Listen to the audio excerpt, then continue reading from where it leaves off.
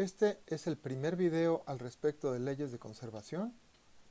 El tema principal es la conservación de masa y en el camino se discute un poquito el concepto de flujo y en particular el concepto de densidad de flujo de masa.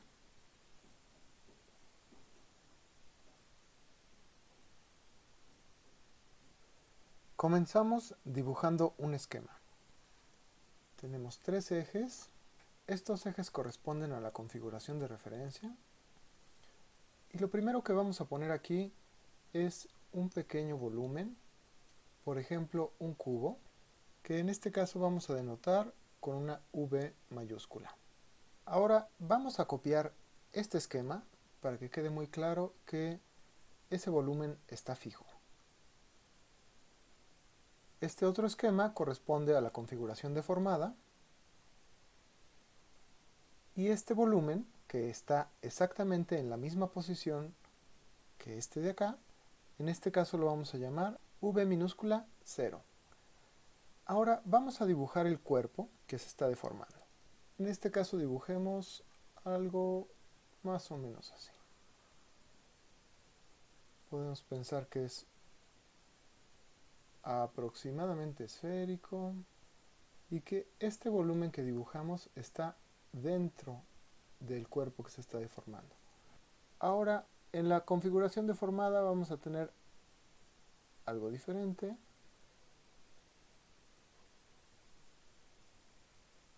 Que también contiene a este cubo que estamos denotando como V0. Además, dibujemos otro elemento de volumen que está por aquí, no necesariamente con sus lados rectos, y este va a ser el volumen V. Desde luego, estamos pensando que este es un tiempo de referencia, al cual llamamos 0, y este es un tiempo T1 mayor que 0. Estos volúmenes cumplen con las siguientes propiedades. Si tenemos un X mayúscula que está contenido en el cubo original V, entonces los puntos correspondientes a través del mapeo para todo tiempo T van a estar contenidos en el volumen V. Esto quiere decir que este volumen V es un volumen que originalmente estaba aquí y se desplazó junto con el cuerpo y ahora está en esta posición de acá. Por otra parte, la condición que va a cumplir este V0 que está aquí es que si un cierto punto X estaba contenido en V mayúscula, recordemos que este espacio deformado coincide con el espacio de referencia al tiempo 0, entonces ese punto estará contenido en el volumen V0 para todo tiempo. Y esta condición de acá también es para todo tiempo. Entonces, esta condición nos indica que el volumen V0 siempre está en la misma posición, independientemente de la deformación del cuerpo. Ahora nos podemos preguntar cuál es la masa dentro de estos volúmenes. Por ejemplo, la masa dentro de este volumen de aquí la puedo expresar como la integral de la densidad, entendida como una función de las coordenadas minúsculas, evaluada en el tiempo 0 con respecto a estas coordenadas y desde luego evaluada en este volumen. La integral sobre este cubo, V0 minúscula, la puedo ver como la integral, desde luego sobre V0 minúscula, de la densidad como una función de las coordenadas minúsculas evaluada en un cierto tiempo t diferente de 0 con respecto a estas coordenadas minúsculas. Desde luego, esta integral y esta integral no tienen por qué tener valores iguales, dado que en este caso estamos evaluando la densidad en el tiempo 0 y en este caso estamos evaluando la densidad en un tiempo diferente de 0. En este momento, dentro de este cubo, puede haber una cierta cantidad de masa y en este momento puede haber más o puede haber menos masa dentro de este volumen V0. También para la masa sobre este volumen V minúscula, podemos evaluarla, por ejemplo, en el tiempo 0 y esto desde luego coincide con esta integral de acá porque en el tiempo cero este volumen v minúscula está exactamente en la misma posición que este volumen v mayúscula. Y la otra integral que podemos hacer es la integral de ρ, densidad de masa, en un tiempo diferente de cero con respecto a las coordenadas minúsculas sobre este volumen v minúscula, que sería la masa dentro de este volumen azul, que no necesariamente es un cubo. Llamemos a esta de aquí m fija al tiempo t igual a 0. Llamemos esta m fija a un tiempo t. A esta la llamamos m, nada más, en un tiempo igual t igual a 0. Y a esta la llamamos m en un tiempo t. Entonces, teniendo estas cantidades, puedo preguntarme cuál es la derivada de estas magnitudes con respecto al tiempo.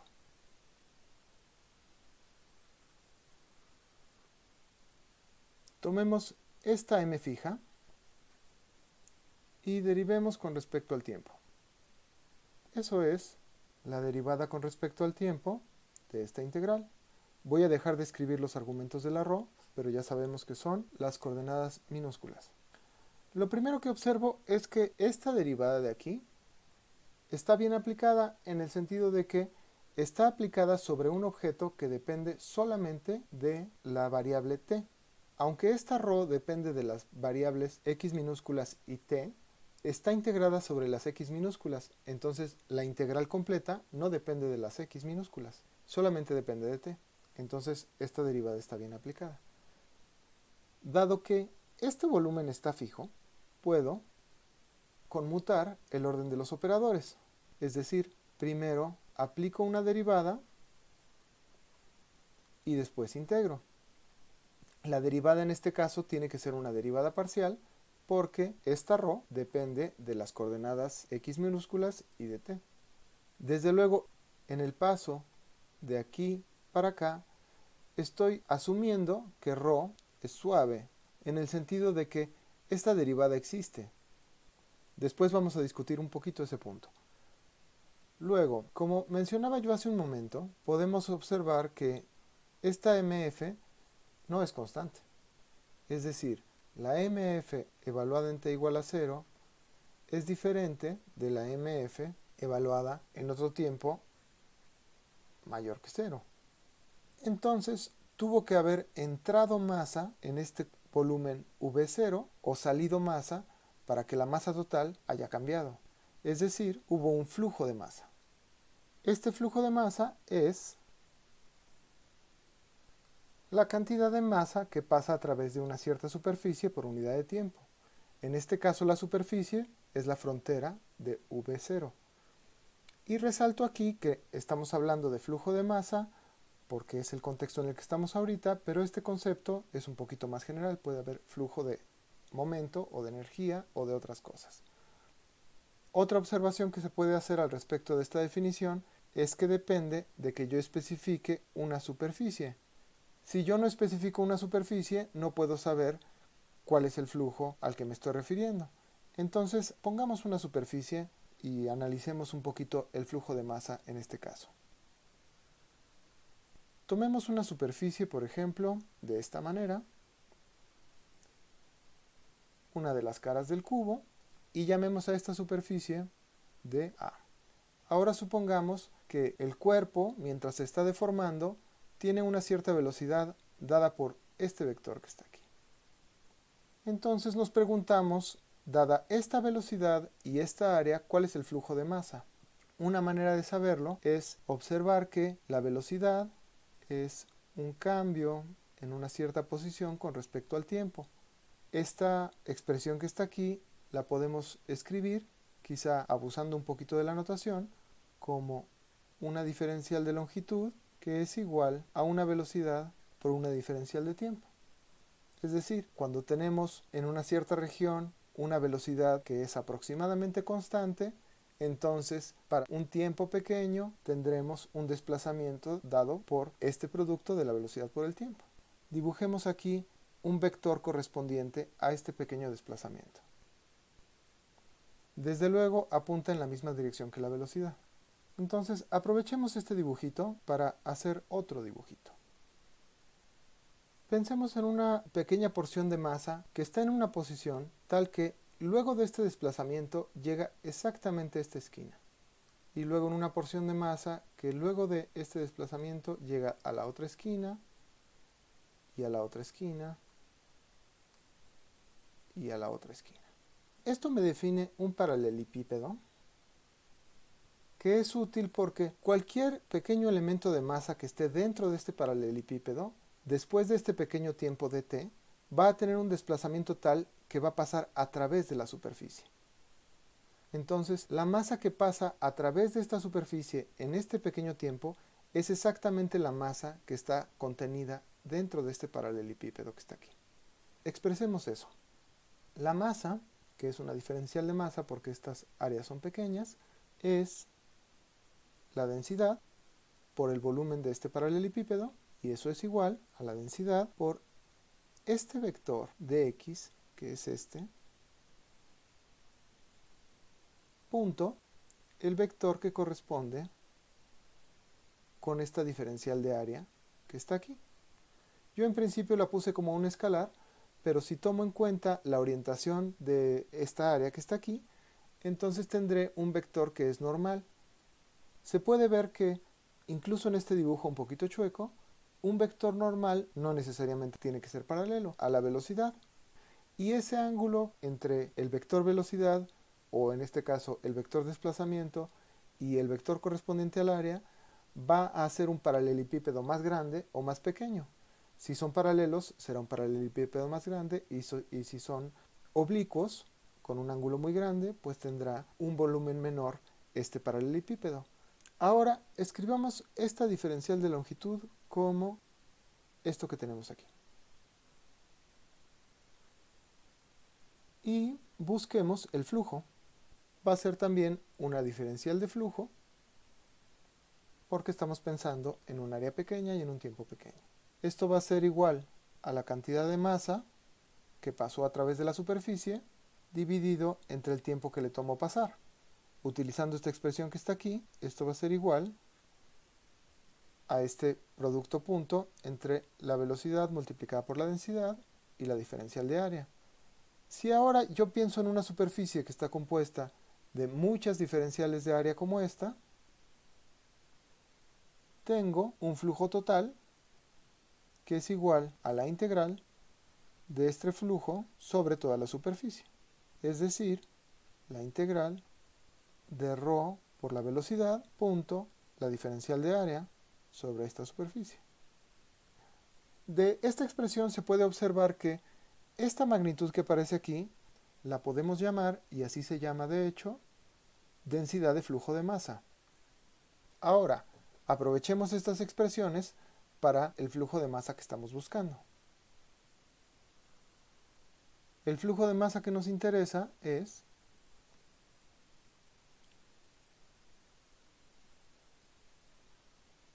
el flujo de masa a través de la frontera de este volumen B0. Antes de compararlo con esto, hagamos una pequeña observación. Por convención se toma esta diferencial de área apuntando hacia afuera de una superficie cerrada. Entonces, cuando la velocidad apunta también hacia afuera, la masa sale, y eso quiere decir que esta derivada es negativa. Entonces, utilizamos un signo, y lo que quiere decir es, hay un cambio en la masa que está dentro de este volumen fijo. ¿Cuánto cambia esta masa por unidad de tiempo? Pues es la misma cantidad que sale a través de la superficie por unidad de tiempo, que es esta integral que acabamos de discutir hace un momento. Entonces yo vuelvo a escribir esta parte como la teníamos arriba.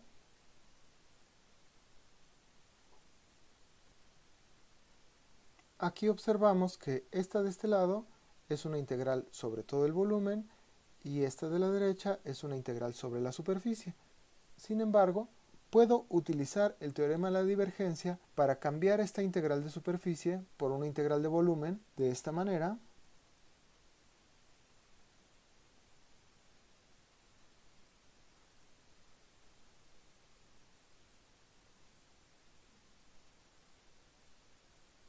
y observo que este cambio es solamente posible cuando la ρ es suave y la v es suave también, en el sentido de que estas derivadas correspondientes a la divergencia tienen que existir. Asumiendo que esto es cierto, escribo de nuevo esta integral y esta integral en una sola integral.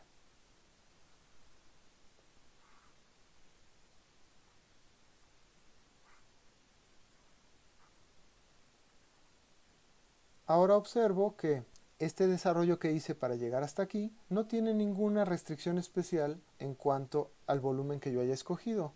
Es decir, si yo escojo de entrada un volumen diferente, esta integral debe seguir siendo cero. La única manera en que eso se cumpla es que lo que yo estoy integrando debe ser un campo idénticamente cero. Entonces escribimos eso aquí.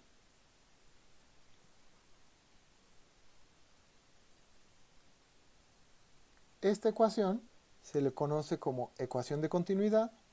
Es una expresión de la conservación de la masa porque lo que hicimos fue utilizar el hecho de que la masa no desaparece espontáneamente del volumen B0, sino todos los cambios que ocurren en este volumen deben de corresponder a una masa que pasa a través de la superficie. Entonces, en ese sentido, estamos utilizando la conservación de la masa y a esta ecuación se le puede decir también ecuación de conservación de masa. Antes de pasar a un punto ligeramente diferente, quisiera señalar que en algunos textos se puede encontrar esta ecuación escrita de una manera diferente. Recordando que la derivada material es igual a esta parcial que ya tenemos ahí, más la velocidad de la deformación del cuerpo por el gradiente de la densidad, podemos desarrollar esta divergencia que está aquí y tenemos la velocidad producto punto el gradiente de la densidad más la densidad por la divergencia de la velocidad. Y esto es igual a cero porque es esta ecuación que está aquí. Este desarrollo se puede verificar utilizando las expresiones de notación de índice y sale muy fácilmente. Entonces observo que estos dos primeros términos son exactamente lo que tengo aquí. Y tengo esta otra ecuación que de hecho es la misma que está aquí arriba y se le puede encontrar muchas veces como ecuación de continuidad. Ahora me regreso un poquito a lo que había comentado antes. Aquí, este paso para cambiar esta integral de superficie por esta integral de volumen asume que la ρ es suave en el sentido de que sus derivadas existen y que la v también. Podríamos encontrar algunos casos donde, por lo menos en algunas regiones, esto no sea una hipótesis razonable. Entonces, quedémonos con este término escrito de esta manera. Y el otro punto donde hicimos una hipótesis semejante está aquí. En este paso de aquí para acá, utilizamos la hipótesis de que ρ es suave en el sentido de que es derivable. Entonces quedemos otra vez con esta expresión de acá. Y escribamos la expresión correspondiente al cambio de la masa dentro de este volumen B0, pero con estos dos términos.